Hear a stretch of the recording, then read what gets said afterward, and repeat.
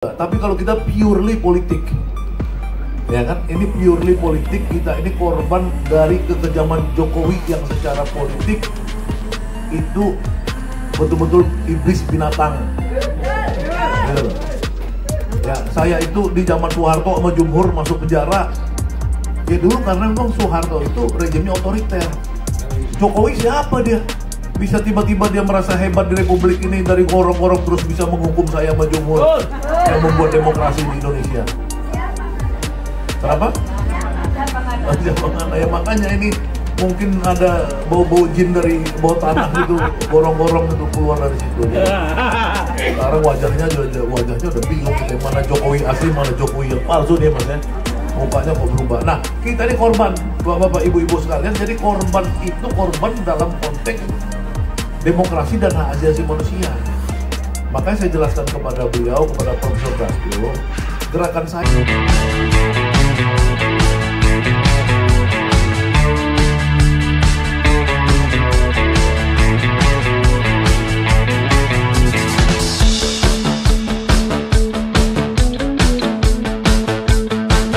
Assalamualaikum warahmatullahi wabarakatuh. Tes, bagus nggak? Bagus lah. Jadi gini ya, mohon maaf bapak-bapak, ibu-ibu sekalian. Ini harusnya settingnya nih setting bebas teman-teman di sini karena tokoh-tokoh semua yang hadir, ada Bang Habil, ada boleh, nanti bisa. Ibu Firja Husein, ada Hatta Taliwang, Bang Hatta, Eko, Edi Mulyadi yang ngelawan jin dia. Dia nggak berani ngelawan jin dia. Semua benar. Benar ya. Iya, akhirnya jin semua isinya dikit itu. Kan prostitusi malah ya kan, dan lain-lain ya. Ibu Saracen kita nih, Ibu Asma Dewi. Ya, teman-teman Kobra apa semua udah pada ini ya. Bang, nggak kedengeran suara. Ya, banyak lah teman-teman sini. Jadi saya nggak merasa punya hak Kurang nggak? melebihi dari teman-teman. Tapi intinya saya cuma satu aja. Intinya ini kan kita tadi Bu Firja bilang, saya udah ngomong tuh sama Menteri Hukum, dia udah siap melakukan amnesti kata Bu Firja tadi. Tapi perlu ada tekanan atau lebih tepat arahan lebih besar dari Prof Dasko. Nah, pembicaraan saya dengan Prof Dasko ini kemarin sebenarnya ada ya. Cuman kan ini kan Pak Dasko ini selalu bilang sama saya, kan lu jangan bocor-bocorin dong kalau kita ngomong nih gitu ya kan. Ya gue bilang, gue bukan ngebocorin kalau soal tapol-napol. Ini memang harus publik. Ini harus diketahui publik karena kita tidak mengemis pada Prabowo soal ini. Ya, seperti saya diskusi sama Bu Niani tadi, Bu Niani sudah mengingatkan kita ini bukan pengemis dalam konteks seperti Hasto minta dibebasin gitu. Kita bukan kasus korupsi. Ini nggak ada kasus korupsi. Kita bukan Tom Lembong, bukan Hasto. Ya, kasusnya korupsi walaupun ada mungkin politisasi dari Jokowi sehingga itu bisa jadi politik juga. Tapi kalau kita purely politik, ya kan, ini purely politik, kita ini korban dari kekejaman Jokowi yang secara politik itu betul-betul iblis binatang. Gitu loh. Ya, saya itu di zaman Soeharto sama Jumhur masuk penjara. Ya dulu karena memang Soeharto itu rejimnya otoriter. Jokowi siapa dia? Bisa tiba-tiba dia merasa hebat di republik ini, dari gorong-gorong terus bisa menghukum saya sama Jumhur yang membuat demokrasi di Indonesia. Kenapa? Jangan. Ya makanya ini mungkin ada bau-bau jin dari bawah tanah gitu, gorong-gorong itu keluar dari situ. Sekarang wajahnya udah bingung kita, mana Jokowi asli, mana Jokowi yang palsu dia mas ya. Mukanya kok berubah. Nah, kita ini korban, bapak-bapak, ibu-ibu sekalian. Jadi korban itu korban dalam konteks demokrasi dan hak asasi manusia.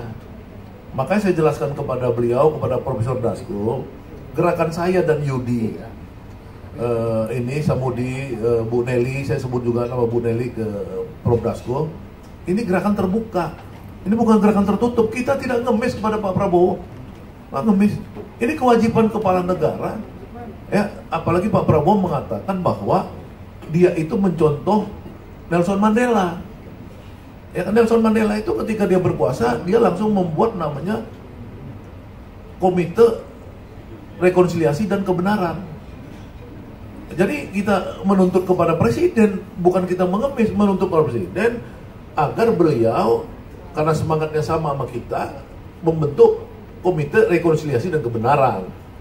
Ya, kita juga nggak ada masalah rekonsiliasi dengan Jokowi seperti misalkan dulu Nelson Mandela kulit hitam rekonsiliasi dengan kulit putih.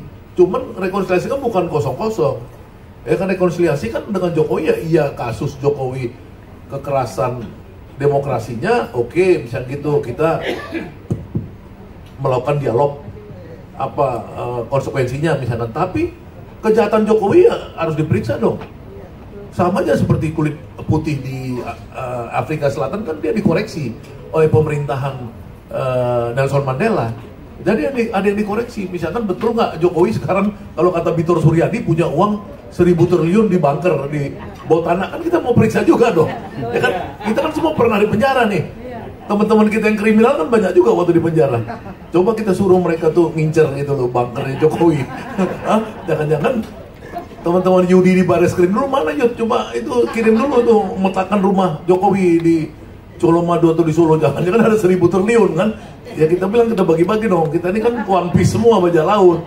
Ya enggak? Jadi kita bagi dong kan gitu ya kan, misalkan ilustrasinya. Jadi ada yang dalam teori Nelson Mandela itu rekonsiliasi dan kebenaran itu ada yang bisa dinegosiasikan, ada yang tidak bisa dinegosiasikan. Misalkan hak-hak kulit putih dulu misalkan di Afrika Selatan itu ada WC toilet itu cuma boleh orang kulit putih, kulit hitam nggak boleh misalkan, itu dihapus gitu-gitu loh. Ya kan orang dulu misalkan di Indonesia ini boleh pakai ijazah palsu jadi presiden wapres, sekarang nggak boleh lagi dong. Kan harus ada komitmen itu. Ya kan kalau besok kita periksa ijazahnya Gibran misalkan palsu kan Turun dong. iya kan turun dong. Jangan kemudian orang tuh bilang satu paket enggak, yang presiden tuh boleh sendiri, kayak Habibie presiden sendiri nggak perlu ada wakil. Ya kan kalau perlu ada wakil kita dukung Dasko aja jadi wakilnya enggak. Ya kira-kira kan Edi Mulyadi itu yang kemarin podcast dia sama si ini sama si apa sama RH dia bukan sakana Edi Mulyadi kemarin podcast sama Repli Harun soal itu soal D, makanya abang suka nonton dong punya Edi podcastnya, jangan sombong matang-matang dianggap kecil punya Edi nggak pernah nonton bang Abil. Aduh gimana? Itu candanya gitu, artinya kita bukan menolak rekonsiliasi tapi ada negosiasinya. Nah ya teman-teman sekalian, saya menyetir tadi yang kata Buniani ini sebenarnya orang yang pertama ditangkap ya, baru Bu Firja, baru kelompok kita nih yang sama Ibunda Rahmawati Soekarno Putri. Saya ini kan sebenarnya ditangkap juga harusnya, cuman diselamatin sama Mas Eko. Mas Eko bilang, kan nih gue lagi ditangkap dibawa ke Brimob, HP gue nggak diambil nih, gue kasih tau lu kabur aja kata Mas Eko.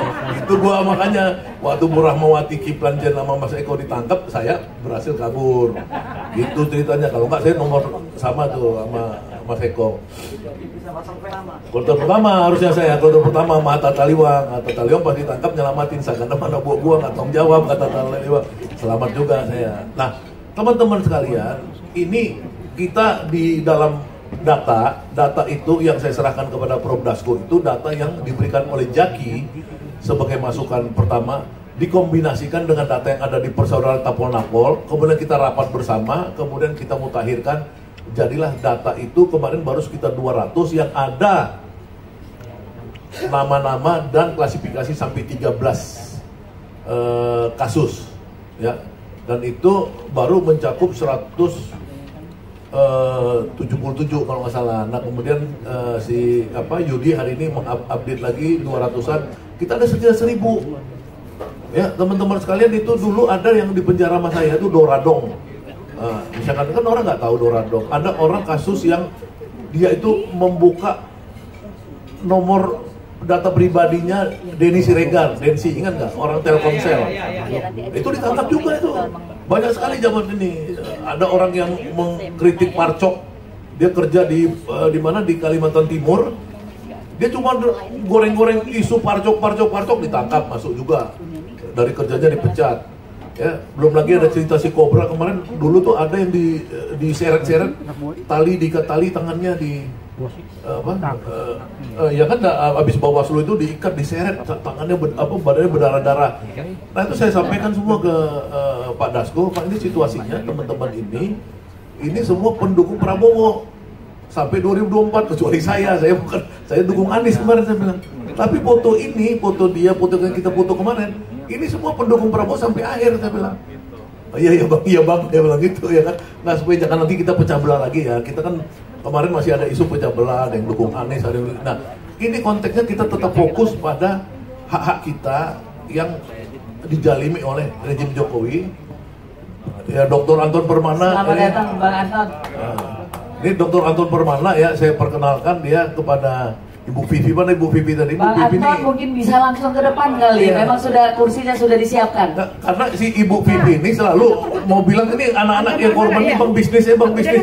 Bisnis itu orang Padang harus ketemu orang Padang. Sama-sama orang bisnis. Ini Anton orang Padang pebisnis. Nah, salam. Jadi harapan saya nanti kita Bu Vivi dalam konteks kita buat klub koperasi. Ini Anton kan udah bersedia jadi payung, ya kan? Nanti dibawa ke Ferry Juliantono lah, kemana itu kan bisa. Tapi kalau saya Ibu Pipi ajak bisnis pusing kemarin langsung stres.